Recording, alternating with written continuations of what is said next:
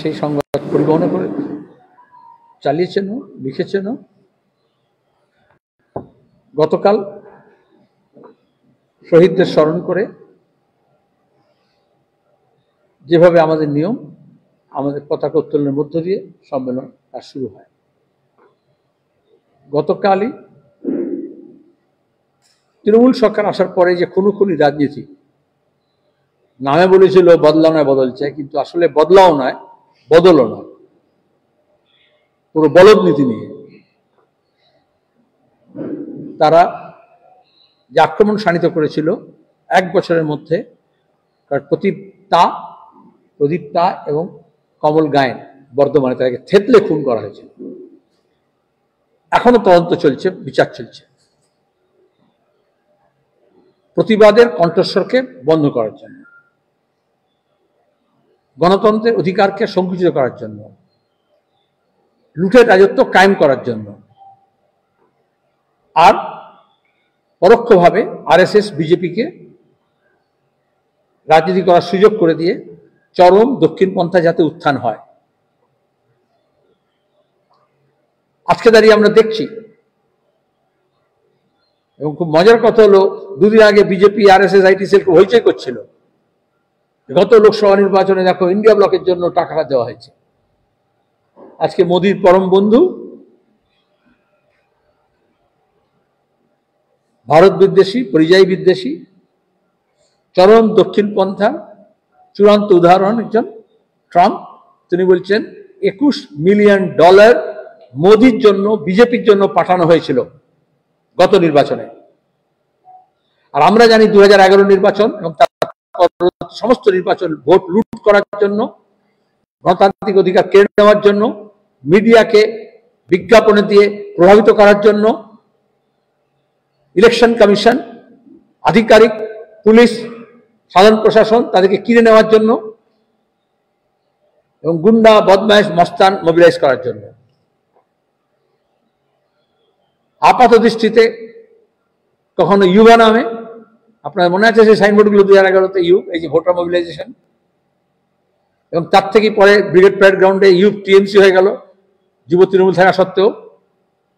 যুব তৃণমূল অভিষেক করার জন্য। এখন ইউএসএ টাকা কোথায় কোথায় এসছে, কোথায় কোথায় গিয়েছে সেটা পরিষ্কার হচ্ছে। কিন্তু আমরা প্রথম থেকে যখন বলেছিলাম যে দেশি বিদেশি প্রতিক্রিয়ার শক্তি, এবং প্রেস কনফারেন্স করে বলেছিলাম যে বিদেশের টাকা মরিশাস রুটে চিট ফান্ডের হাত ধরে তৃণমূলের জন্য ঢুকেছে। পশ্চিমী দেশ, বিশেষত আমেরিকা বলে ডেমোক্রেটিক ডেফিসিয়েন্সি, 34 বছরের বাম আমলে গণতন্ত্রের ডেফিসিয়েন্সি হয়েছে, এবং ভিটামিন ডেফিসিয়েন্সি হয়, তাহলে ভিটামিন ট্যাবলেট লাগে।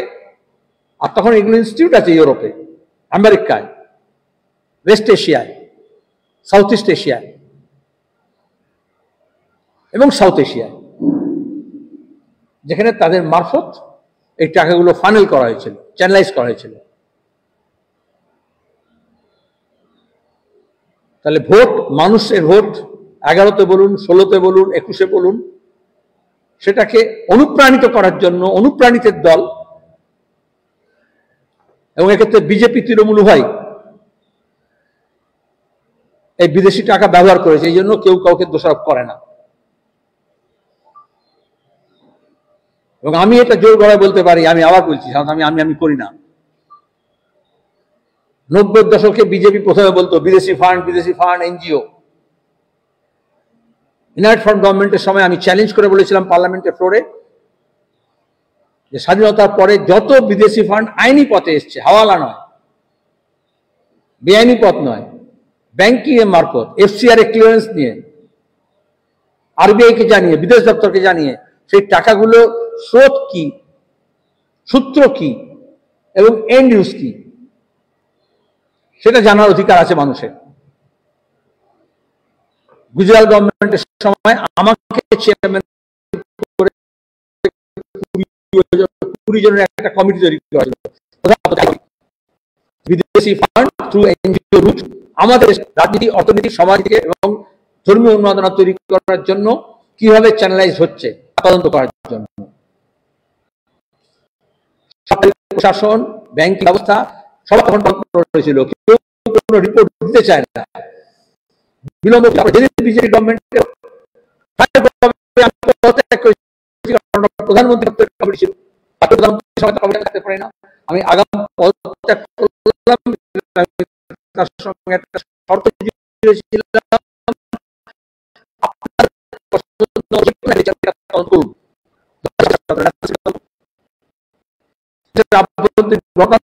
জন্য পাঠানোর জন্য, কিন্তু সেই থেকে বিজেপি আর কোনো করে মাঠে মারা যায়, কোনো রিপোর্ট দিতে পারেনি, কারণ সেই রিপোর্ট আসেনি প্রথমত। কিছু কিছু এসেছিল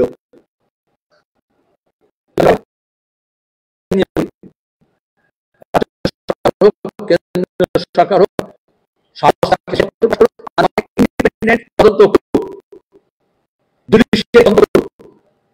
কিভাবে আমাদের দূর করার জন্য, প্রতিবেশী দেশকে দূর করার জন্য, নষ্ট করার জন্য, আমাদের দেশের স্থায়িত্ব নষ্ট করার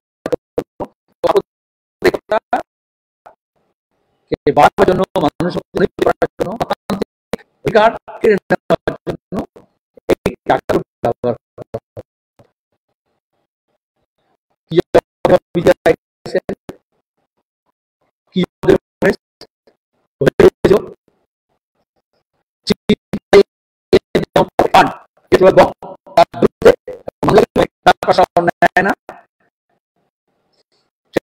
বিদেশি পানি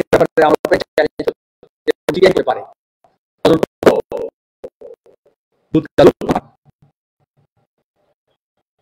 এখানে আমরা চাঁদের সম্মেলন করছি, সেক্রেটারি, জেলা সেক্রেটারি, মেম্বার, লক্ষ লক্ষ মানুষ দিয়েছে, তার ভিতরে আমাদের যে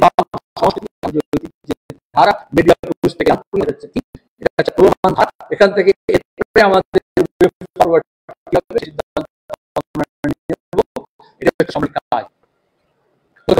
রাজ্য সম্পাদক হিসেবে তারপর দাঁড়িয়ে প্রতিনিধিরা আলোচনা করছেন। এই 1.5 দিনে প্রায় অর্ধেক আলোচনার বেশি হয়ে যাবে। কালকে আমাদের একটা বিশেষ অধিবেশন হবে, সেখানে আমরা ভবিষ্যতের জন্য দিক নির্দেশ, বাংলার ভবিষ্যৎ, দেশের ভবিষ্যৎ, আমাদের ভবিষ্যৎ কর্মসূচি, সেই নিয়ে আমরা আলোচনা করব। বিশেষ অধিবেশন এই প্রথম আমাদের রাজ্য সম্মেলন চলাকালীন, সম্মেলনের মধ্যে এই ডেলিগেটদের নিয়ে একটা বিশেষ অধিবেশন হবে। ইতিমধ্যে রিসেপশন কমিটির তরফ থেকে স্মরণিকা প্রকাশ করা হয়েছে, তাতে অনেকগুলো লেখা আছে, আমি আপনাদের দেখিয়ে দিচ্ছি। পরে রিসেপশন কমিটি ঠিক করবে কি করবে। সম্মেলন মঞ্চ সমস্ত মেম্বার, কেন্দ্রীয় কমিটির সদস্য, সম্পাদক মন্ডলীর সদস্যের উপস্থিতিতে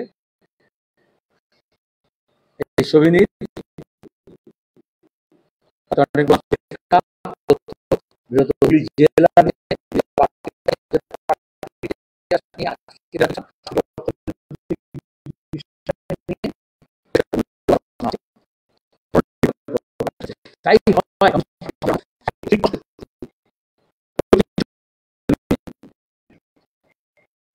তার মধ্যে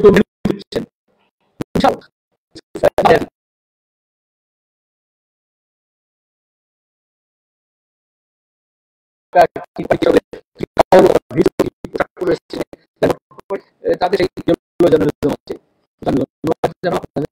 অনেকেই পজিটিভ মধ্যে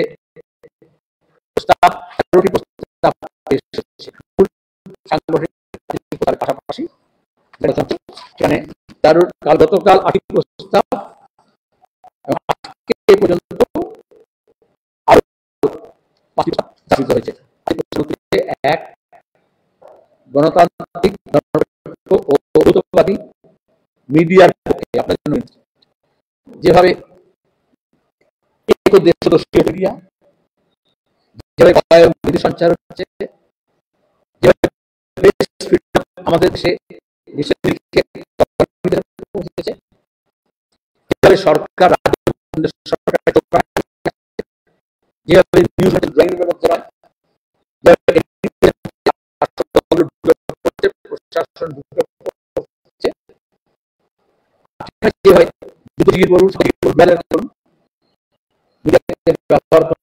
হচ্ছে ভূমিকা আছে,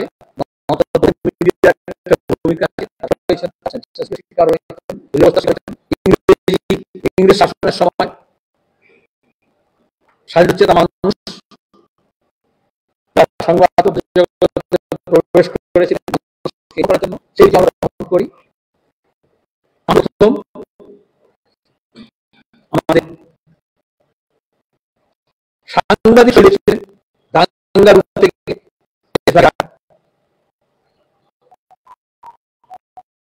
ইতিহাস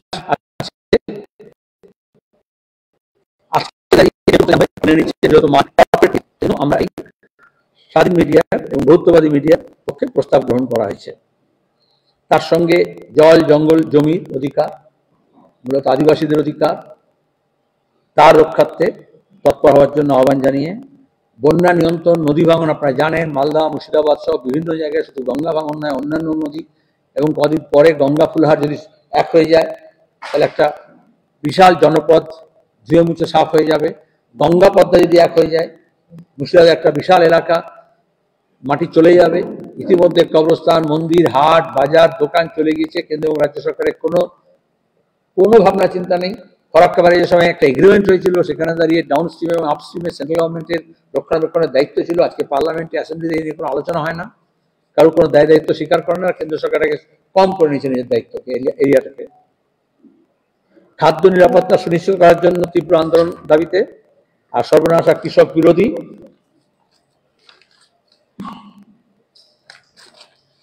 নীতির প্রতিরোধে, কৃষক বিরোধী নীতির প্রতিরোধে যৌথ সংগ্রাম মজবুত করার আহ্বান জানিয়ে বিকল্প ভাষ্য, বিকল্প সংস্কৃতি গড়ে তোলার আন্দোলনকে শক্তিশালী করার জন্য সাম্রাজ্যবাদ বিরোধী প্রস্তাব।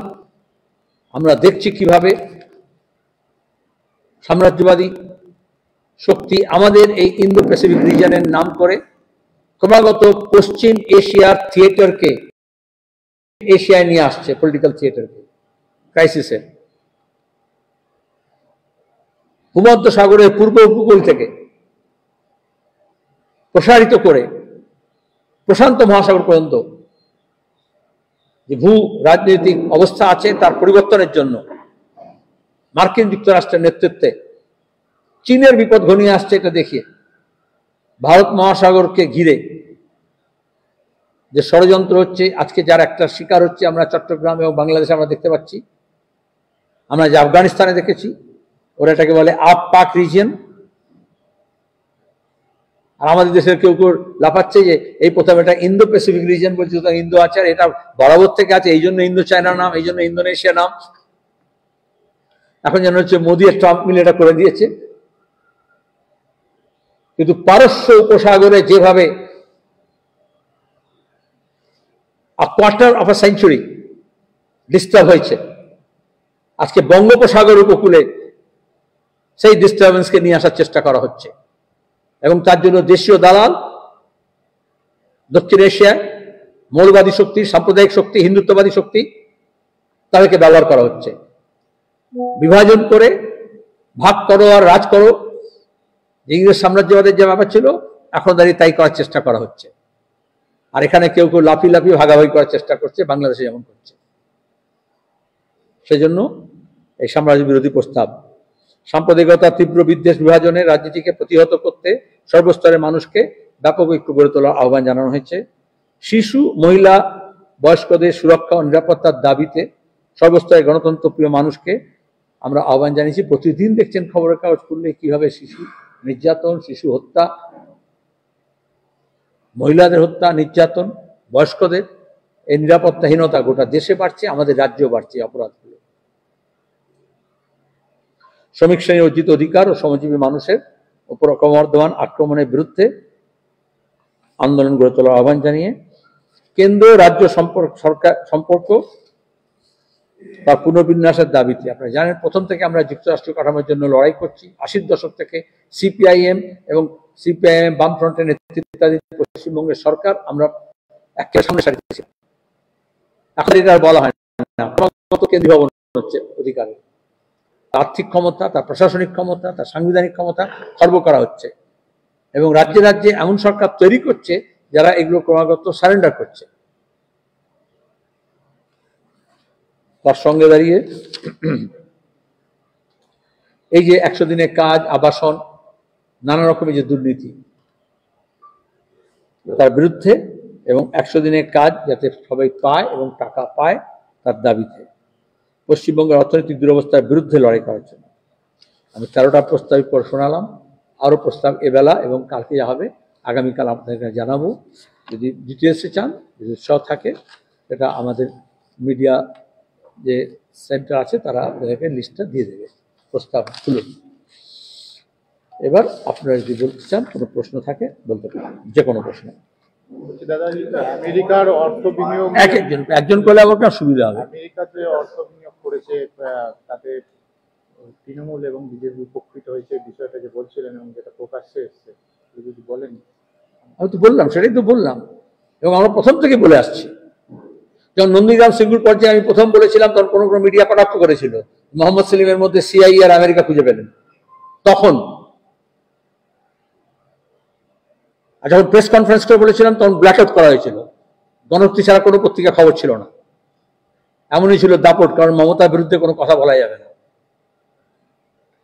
আজকে তো ট্রাম্প নিজে বলছেন, এবং যারা দুদিন বিজেপিকে হইচই করছিল, এখন জয়শঙ্কর বলছে ওটা ভালো, ভোটার টার্ন আউট বাড়ানোর জন্য $21 মিলিয়ন বিজেপিকে দিয়েছিল, মোদীকে দিয়েছিল, ট্রাম্প বলছে তার বন্ধুকে দিয়েছিল। আমাদের এখানে যখন ভোটার টার্ন আউট 88%, 90%, 91% হতো, তখন বলা হতো রিগিং হয়েছে। আর এখন দেখা যাচ্ছে ভোটার টার্ন আউট বাড়ানোর জন্য আমেরিকা থেকে টাকা নিতে হচ্ছে। আমি উদাহরণ দিয়ে বললাম, 2011 ভোটে আপনাদের এখনো মনে আছে, কালীঘাটের মাথায় একটা বড় হোর্ডিং লাগানো ছিল, ইউ বলে, বাই ইউভি, এবং তাতে বলেছিল ভোট, এবং কেন ভোট দেবে, কাকে ভোট দেবে, সারোগেটেড ক্যাম্পেইন ছিল। কাদের টাকা হয়েছিল, কে ছাপিয়েছিল, কেন কোনো দলের নাম ছিল না। আর তারপরে 11 সালে জেতার পরে কেন হঠাৎ যুব তৃণমূল কংগ্রেস থাকলেও অভিষেককে সামনে রেখে নতুন একটা ইউথ সংগঠন গড়ে তোলা হয়েছিল, মনে আছে অভিষেক হয়েছিল। কেন এগুলো হয়, এনজিও দের বলা হচ্ছে, এবং তারপরে আমরা দেখলাম রাজনৈতিক দল, কারণ তারা বলেছিল বামপন্থীদের শাসনে এখানে নাকি গণতন্ত্রের ডেফিসিয়েন্সি হয়েছে, সেজন্য সেই ডেফিসিয়েন্সি পূরণ করার জন্য ওদের টাকা ঢালতে হবে। আপনারা একটু ইনভেস্টিগেট করলেই পারবেন। আমি কলকাতার আশেপাশে অন্তত বেশ কয়েকটা বাড়ি, বেশ কয়েকটা শিক্ষা প্রতিষ্ঠান, বেশ কয়েকটা বড় বড় প্রতিষ্ঠানের নাম বলে দিতে পারি, যারা ওই সময় 6 থেকে 12-13 এই সূত্রে টাকা পেয়ে সেগুলো গড়ে তুলেছেন। তার মধ্যে এখন অনেকে এক্সপোজ হয়েছে, কেউ কেউ ওইসব পূর্ণ পাতার বিজ্ঞাপন দেওয়া হতো খবরের কাগজে। আর তারপরে কেউ কেউ মমতাকে পুরস্কার দিয়েছিল, আর মমতা হওয়ার পরে তাদেরকে পুরস্কার দিয়েছিল। এখন সব ধরা পড়ে গেছে। ম্যানেজমেন্টে কলেজ চালাতো, কোত্থেকে টাকা আসতো, কাদের টাকা জানা নেই। এটা সরকারের ক্ষেত্রে বিজেপি তাই করেছে, একই রুট। আমরা আজও বলছি শ্বেতপত্র প্রকাশ করুক, কারণ বিদেশের কাছে আমাদের মাথা হেঁট হয়ে যাচ্ছে। এটা বাংলাদেশ নয়, ভারতের ব্যাপার। আমাদের মতো দেশ, গণতন্ত্র জন্য আমরা প্রাচীন গণতন্ত্র বলে গর্ব করি, বিশ্বগুরু হতে চেষ্টা করি, আর তারপরে পেছন থেকে টাকা কিকব্যাক নিই গণতন্ত্র সর্বনাশ করার জন্য। হয় হোয়াইট পেপার প্রকাশ করুক, আর নাহলে তদন্তের ডাক দিক কেন্দ্র সরকার এবং রাজ্য সরকার, তদন্ত করুক, এবং কোন টাকা কোত্থেকে এলো, কোথায় গেল। এই তদন্তের কথা আমি বললাম। আমাকে চেয়ারম্যান করে প্রাইম মিনিস্টার অফিস থেকে 97-এ কমিটি হয়েছিল। বিজেপি সরকার আসার পরে সেই কমিটিকে নস্যাৎ করেছে। আজ পর্যন্ত আর কোনো কমিটি তৈরি হয়নি। খুঁজে বার করা হোক বিদেশি টাকা কার মারফত, কোথা থেকে আসে, অরিজিন আর এন্ড ইউজ, এটা জানা দরকার। জাতীয় নিরাপত্তার জন্য জানা দরকার, গণতন্ত্রের জন্য জানা দরকার, দেশের ঐক্যের জন্য জানা দরকার, দেশের মানুষের জন্য জানা দরকার।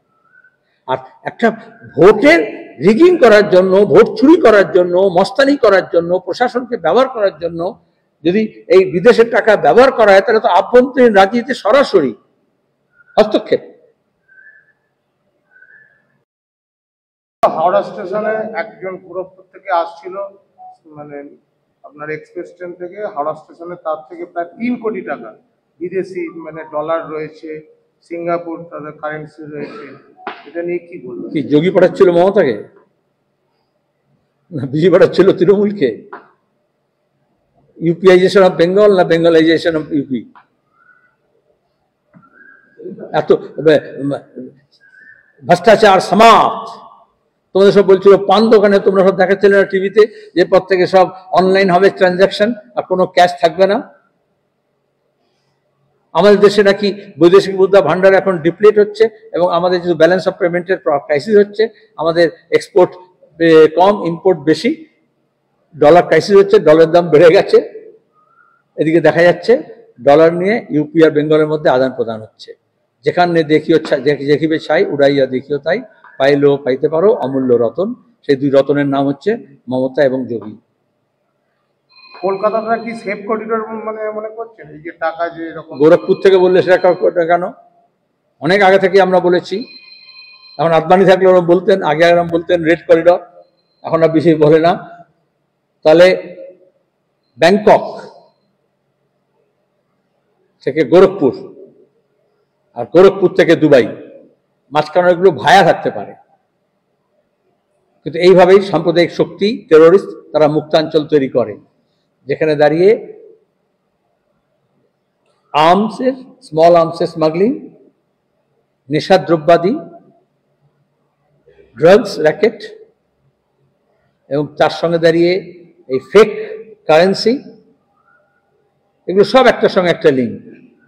আর এখন তো জাল ওষুধ, আরজিকর কাণ্ডে সঞ্জয়কে বাঁচানোর জন্য এত সব নেমে পড়েনি, কারণ গোটা দেশে এই যে হচ্ছে র্যাকেটটা, এটা হচ্ছে একটা আন্তর্জাতিক চক্রের সঙ্গে যুক্ত।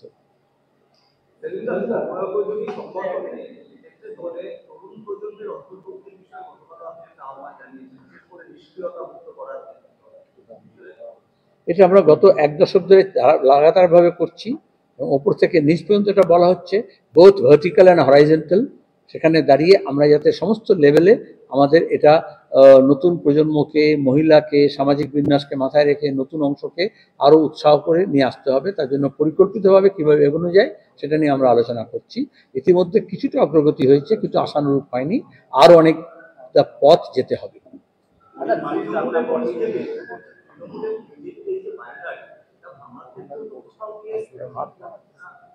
পঞ্চায়েত নির্বাচন 2023-এ কি হয়েছিল? বাইনারি ভাঙার ক্ষেত্রে আমরা কয়েক ধাপ এগিয়েছিলাম। যখন চোর ধরো জেল ভরো বলেছিলাম, আমরা বলিনি বিজেপি বা তৃণমূল, কিন্তু মানুষ বুঝে গেছিল বিজেপি আর তৃণমূল উভয় চোর, কখনো কখনো ঝান্ডা পাল্টায়। তারপর আমরা যখন বললাম নাটক বিচার করো, আরজি করের মাথা ধরো, আমরা তো কোনো বিজেপি তৃণমূল বলিনি। কিন্তু যে বিজেপি লম্পঝম্প করে নেমেছিল, এখন দেখা গেল বিজেপি আর তৃণমূল এক হয়ে, কলকাতা পুলিশ আর সিবিআই এক হয়ে, যাতে মাথা না নড়ে তার ব্যবস্থা করছে। এইগুলি তো বাইগাড়ি ভাঙার জন্য চেষ্টা। লোকসভা নির্বাচনে এই যে বললাম, বিদেশ থেকে টাকা এলো, ডলারে এলো, কমিউনাল ফোর্সকে ব্যবহার করা হলো, খোদ মুর্শিদাবাদে অধীর এবং সেলিম যাতে হারে, নাহলে বাইনারি ভেঙে যাবে। আমি বলেছিলাম প্রেস কনফারেন্সে পরে যে $মিলিয়ন এই বাইনারি তৈরি করা হয়েছে, $মিলিয়ন and $বিলিয়ন। সেটা এত তাড়াতাড়ি ভেঙে দেবে না। সেই জন্য দাঁড়িয়ে তারা ওখানে দাঙ্গা হাঙ্গামা করলো বেলডাঙ্গায়, যে পরবর্তীকালে আবার দাঙ্গা হলো, এবং একজনকে পদ্মশ্রী দিয়েছে, আরেকজনকে এবার এইসব বিভূষণ টিভূষণ দেবে, লিখে নাও। সে একবার বিজেপি, একজন তৃণমূল। তুমি যদি বলতে পারো এই মহারাজ বা ওই মহারাজ চোর না সাধু, সেটা নিয়ে সন্দেহ হতে পারে, কিন্তু বিজেপি না তৃণমূল এটা নিয়ে কোনো সন্দেহ নেই। Either of them.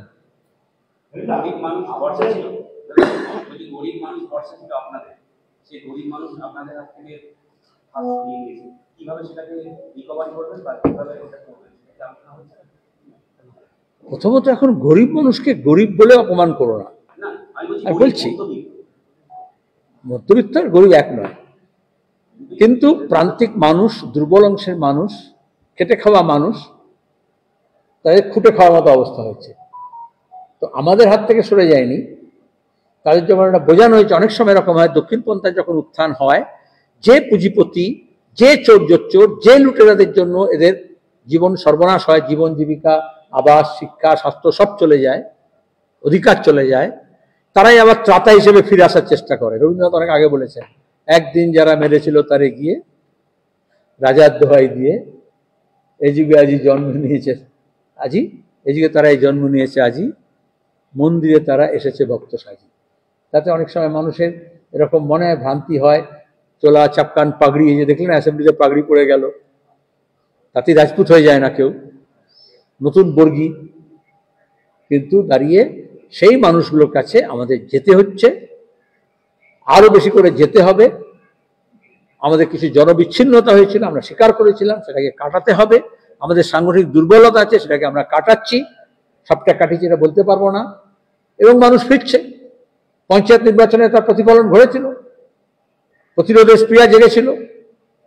আর্জি করে বিচার চাওয়ার দাবিতে হাজার হাজার লাখ লাখ মানুষ নেমেছিলেন। তারা কারা? অন্য রাজ্য থেকে এসেছিল। আরো আন্দোলন হবে, আরো সংগ্রাম হবে। 100 দিনের কাজের দাবি নিয়ে বিজেপি তৃণমূল মিলে নাটক করছে, ঝগড়া করার, কলকাতা থেকে দিল্লি পর্যন্ত, অ্যাসেম্বলি থেকে পার্লামেন্ট পর্যন্ত, কিন্তু তু শব্দ নেই। তাহলে টাকা আদায় করবে কে? বামপন্থী নাই, এই গরিব মানুষের টাকা। একটা আবাস যোজনা পরিকল্পনা কমপ্লিট হচ্ছে না, যাদের ঘর নেই তারা টাকা পাচ্ছে না। আমরা লড়াই করবো। তাই শিক্ষা, ড্রপ আউটসে কালকে আমরা আলোচনা করেছি। আগে ছিল বিমারু বলা হতো, বিহার, মধ্যপ্রদেশ, রাজস্থান, উত্তরপ্রদেশ। একবার আমি রাজ্যসভায় বলেছিলাম, ওইসব প্রদেশের এমপিরা খেপে গেছে, আমাদের গাল দিয়েছে। তা তো নয়। B for Bihar, M for Madhya Pradesh, R for Rajasthan, U for Uttar Pradesh. এখন কি হয়েছে? ড্রপ আউটসের ক্ষেত্রে আগেই দুটো রাজ্য একটু ভালো করেছিল, আর এবারে বাকি ছিল মধ্যপ্রদেশ এবং রাজস্থান। আমরা দেখলাম এখন তাদেরকে ছাপিয়ে পশ্চিমবঙ্গ সর্বোচ্চ পর্যায়ে। সবচেয়ে বেশি ড্রপ আউটস 9, 10, 11, 12, পোস্ট 12 প্রাইমারি থেকে পশ্চিমবঙ্গে। তাই গরিব মানুষ আগে থেকে সরে যায়নি, গরিব মানুষ স্কুল থেকে সরে যাচ্ছে, গরিব মানুষের স্কুল তাদের থেকে দূরে সরে যাচ্ছে, স্বাস্থ্যকেন্দ্র সরে যাচ্ছে, তাদের আবাস যোজনা থেকে তাদের নাম ছাড়াই হয়ে যাচ্ছে। সুতরাং আবার বামপন্থীরা এদেরকে নিয়ে লড়াই করবে, এই শপথ আমরা নেব। এবং এরা ফিরে আসছেন, আরো বেশি আসবেন। আসল বন্ধু তারা চিনবেন, আর আমাদেরও যে গাফিলতি আছে সেটাকে দূর করে আমাদের যেতে হবে। এই সম্মেলনে এটাই প্রমাণিত হয়েছে, অসংখ্য গরিব মানুষ তারা এগিয়ে এসছেন, মধ্যবিত্ত মানুষ এগিয়ে এসছেন, ছোট দোকানদার, ছোট ব্যবসায়ী এগিয়ে এসছেন, কৃষক এগিয়ে এসছেন, ক্ষেত মজুর, দিন মজুর, পরিযায়ী শ্রমিকের ফ্যামিলি তারা এগিয়ে এসছে, এবং তারাই তো সাহায্য করেছে। আমার ভান্ডার ভরে আছে তোমাদের সবাকার ঘরে ঘরে। বলছি দাদা, বীরভূমের কাকরতলা, সেখানে তৃণমূলের দুই পক্ষের মধ্যে মারপিট হয়েছে। একজন আপনাদের ভোটে, গত কয়েকটা ভোটের ফলাফলের নিরিখে শাসক দল বরাবরই বলে আসছে 0-0-0। সেক্ষেত্রে এই যে রাজ্য কমিটি গঠন করা হলো, কতখানি সাফল্য পাবেন? এই যে ট্রাম্প, আগে যে বললাম যে শুনলেন না, ট্রাম্প বললো 0-0 নয়, $21 মিলিয়ন। শূন্যটাকেও কেনা হয়েছে মিলিয়ন্স এন্ড বিলিয়ন্স ডলার দিয়ে। আজকে ইলেকশন কমিশন, হরিয়ানার ভোট, মহারাষ্ট্রের ভোট, তারপরে হচ্ছে দিল্লি ভোটের পরে কাঠগড়ে দাঁড়িয়েছে। আমরা এখানকার state election commission, central election commission আমরা বলিনি? তোমরা নজর দাওনি? 2016 সালে বাম এবং কংগ্রেসের জোট শিওর জয়। এখন তো বোঝা যাচ্ছে কিভাবে টাকা, মিডিয়া, মানি পাওয়ার, মাসেল পাওয়ার ব্যবহার করে মানুষের মতকে প্রতিফলিত হতে দেওয়া যায় না।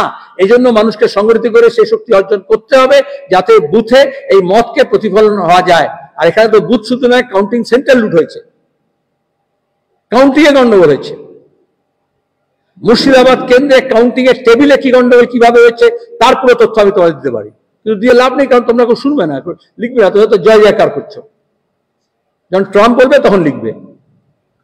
বলছি দাদা, বীরভূমের কাকরতলা, সেখানে তৃণমূলের দুই গোষ্ঠীর মধ্যে মারপিট, একজন তৃণমূল কর্মী খুন হয়েছেন, 27 জনের নাম থাকলেও একজন গ্রেপ্তার, কিন্তু তাকে পুলিশ হেফাজতে নেয়নি, পুলিশ জেল হেফাজতে গেছে। প্রশ্ন উঠছে, এই প্রশ্নের মধ্যে আপনি যে সংবাদ পরিবেশন করলেন এর মধ্যে একটা নতুন কথা আছে কিছু।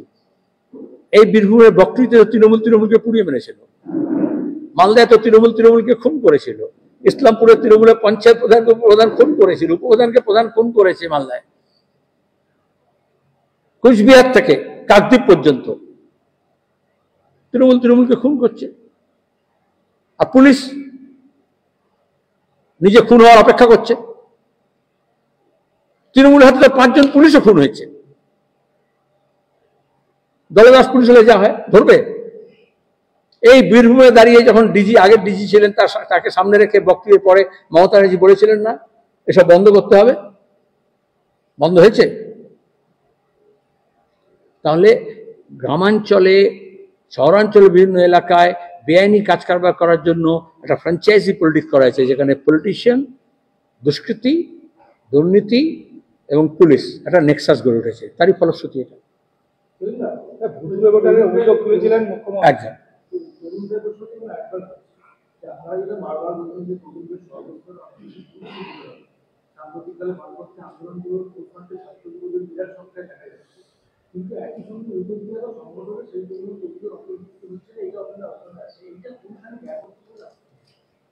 আমাদের অনেকে বলে যে রিক্রুটমেন্টটা খুব স্ট্রিনজেন্ট পলিসি আছে, মিস কল দিয়ে হয় না।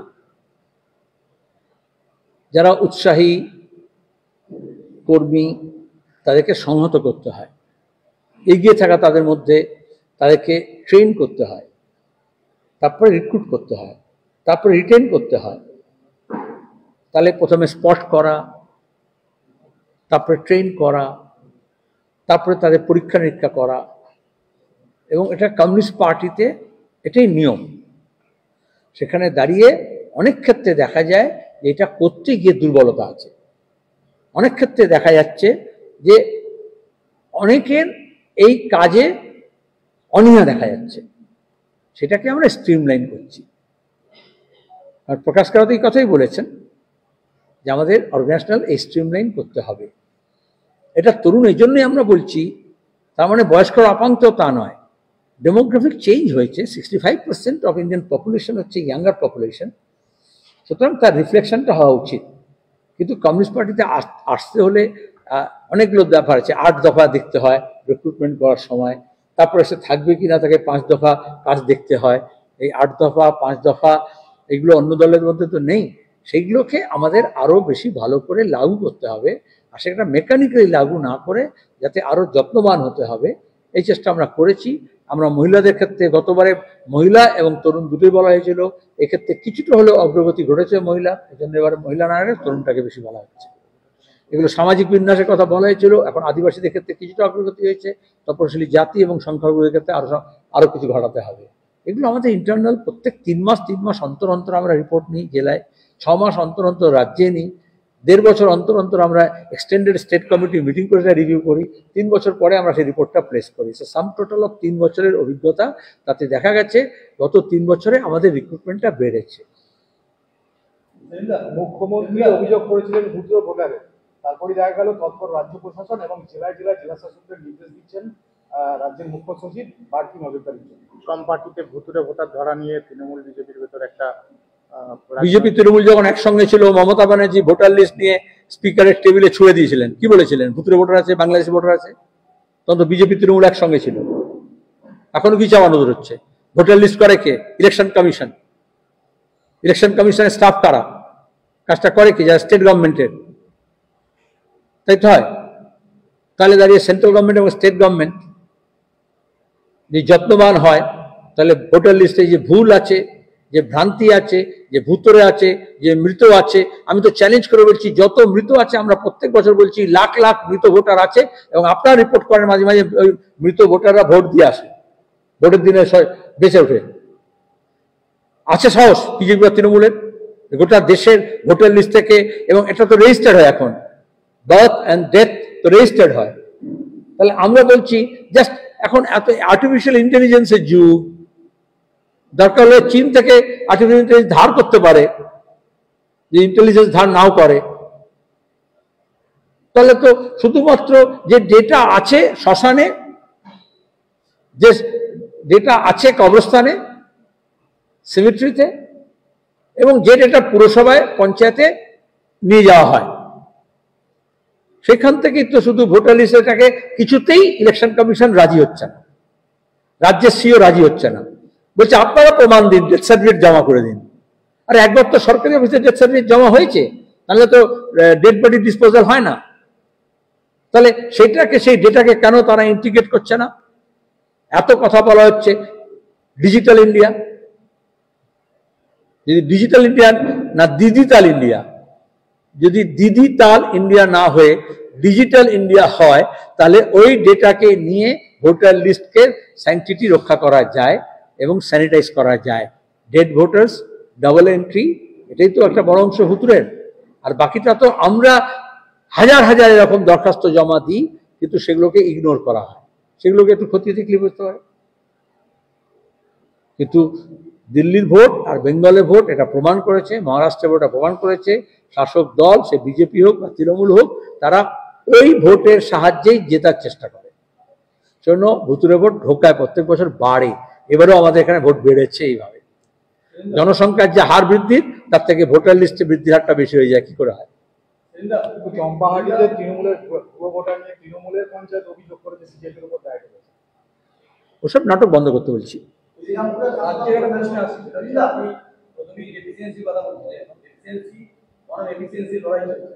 পশ্চিমবঙ্গের বিশ্ববঙ্গ বাণিজ্য সম্মেলন মুখ্যমন্ত্রী বিধানসভায় ঘোষণা করলেন দেউচা পাচামি বাজাপুরি কাজ শুরু করেন করা হয়েছিল। আলটিমেট ভবিষ্যৎ কি দেউচা পাচামি জর্জম অধিকার লড়াই করবে, তারা কি করবে, আপনাদের ভূমিকা কি? আপনার মনে হয় যে দেউচা পাচামি হবে? নীলা, তোমার প্রশ্ন শুনে আমি মনে করলাম তুমি এফিসিয়েন্সি আর ডেফিসিয়েন্সি নিয়ে কথা বলছো।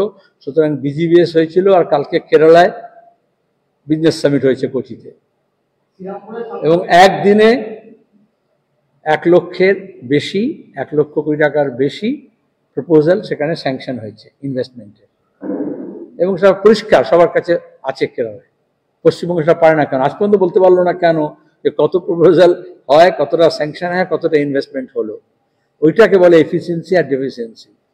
আর দেউচা পাচামির তো মানুষজন গিয়ে ওখানে প্রশাসনের সামনে আদিবাসী জনগণ বলেছে এসব নাটক বন্ধ করো। 2, প্রেস কনফারেন্স ডেকেছে। আমি বলছি না প্রেস স্বাধীনতার কথা, আপনারা কজন রিপোর্ট করেছেন?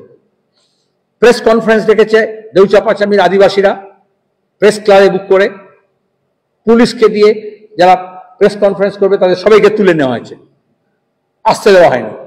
পরে অনেক পরে ছেড়েছে, আর তারপরে বলেছে আপনারা এসে কথা বলুন এই সেলিম আর এক সেলিমের সঙ্গে।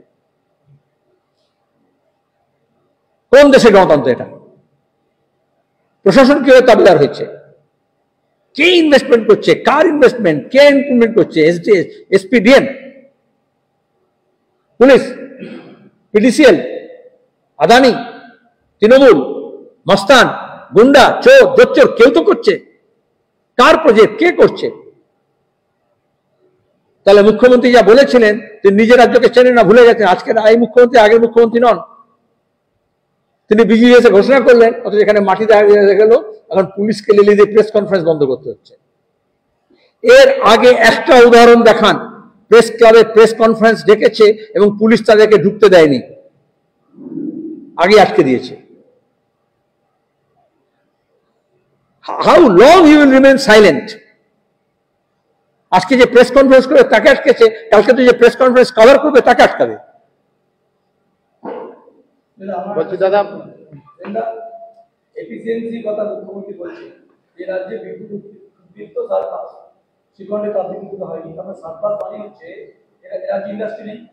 তিনি বলছেন বিনিয়োগের প্রস্তাব বিদ্যুতের সারপ্লাস আমরা হয়েছি এই শতাব্দীর গোড়া, তারপর থেকে 1 মেগাওয়াট অ্যাডিশনাল হয়নি ক্যাপাসিটি বিল্ডিং। ডিমান্ড বাড়েনি, কারণ যা ডোমেস্টিক আর যা ইন্ডাস্ট্রিয়াল আছে তার সঙ্গে কিছু এফিসিয়েন্সি বেড়েছে, মেশিনারি, এনার্জি কনভার্সন বেড়েছে, কনজারভেশন। কিন্তু এতে ক্রেডিট কার্ড, আমরা 34 বছর যখন বামফ্রন্ট সরকার চালিয়েছিলাম, প্রথম 10 বছর আমরা ভুক্তভোগী ছিলাম, কারণ বিদ্যুতে ঘাটতি ছিল। পরের 20 বছর আমরা ধাপে ধাপে বিদ্যুতে সাফিসিয়েন্ট হয়েছি, তারপরে সারপ্লাস হয়েছি, তারপর অন্য রাজ্যে আমরা বিদ্যুৎ বিক্রি করার ব্যবস্থা করেছি। আর এখন তো ন্যাশনাল গ্রিড হয়ে গেছে। এখন এই গরম বাড়লেই দেখবে এখানে লোডশেডিং হবে, লিখে দাও। কারণ পিক আওয়ারে যখন ডিমান্ড বাড়ে, এখন যেহেতু ডাইনামিক ফেয়ারের মতো ডাইনামিক প্রাইসিং হয়েছে, তখন আমাদের রাজ্য সরকার এখানকার রাজ্যের মানুষকে না দিয়ে, ডোমেস্টিকে না দিয়ে, তখন গরমে আপনি হাঁসফাঁস করবেন, আর তখন দাঁড়িয়ে ওটা বিক্রি করে দেয় ন্যাশনাল গ্রিডে। আর যখন ডিমান্ড থাকে না, পিক আওয়ার যখন থাকে না, তখন এখানে পাওয়ার চালু করে। লোডশেডিং এর টাইমিং দেখলে বুঝতে পারবেন। বার করুক সরকার গত 10 বছরে কোন সময় কত বিদ্যুৎ দিয়েছে, আর সেই সময় আমাদের এখানে কত কার্টেল করেছে supply, at the cost of people suffering. কেন নতুন বিদ্যুৎ কারখানা হবে না? এগোচ্ছে দেশ, উন্নয়নের জোয়ার হচ্ছে। যে কোনো দেশের, যে কোনো রাজ্যের, যে কোনো শহরের অগ্রগতি কতটা ঘটেছে তার একটা ইন্ডিকেশন হচ্ছে পাওয়ার কনজাম্পশন কত বেড়েছে। অনেকগুলো ফ্যাক্টরের মধ্যে এটা একটা ব্যাপার থাকে। তাহলে আমাদের রাজ্যে কেন এত ইন্ডাস্ট্রি হচ্ছে, সব বলছেন এত উন্নয়নের জোয়ার হচ্ছে, তাহলে পাওয়ার কনজাম্পশন কেন বাড়ছে না? বেড়েছে। কোথায় বেড়েছে? এই চ্যালেঞ্জ সিএসসির মালিকের কাছে আমার চ্যালেঞ্জ।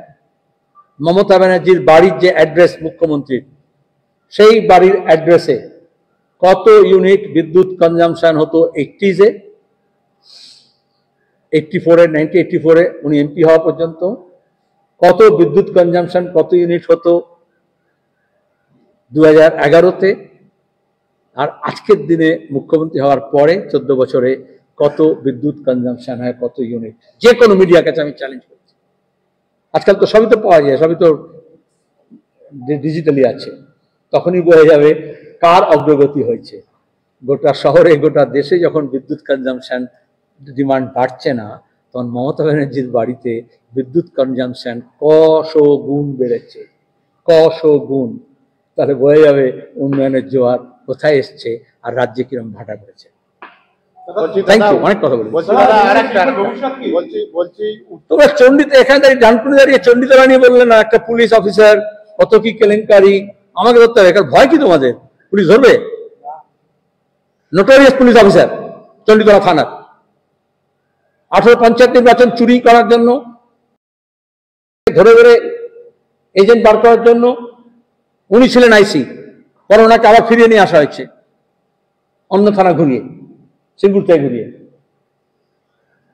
পুলিশ অফিসারকে কতটা ডিমোরালাইজ করছে বুঝতে পারছো পুলিশ ফোর্সকে? এই ধরনের অফিসাররা দলদাস হয়ে তারা সবকিছু করতে পারে। যত রকমের অপরাধ তোমাদের ক্রাইম বিট করে, রিপোর্ট, ক্রাইম বিট করে না, ক্রাইম বিট রিপোর্ট করে। সব এই ধরনের পুলিশ অফিসারদের রেকর্ড দেখলেই পাওয়া যাবে, গাড়ি সার্চ করলেই পাওয়া যাবে। দুর্ভাগ্য আমাদের। ধন্যবাদ। যে প্রশ্ন করেনি সেগুলো আমি বলছি।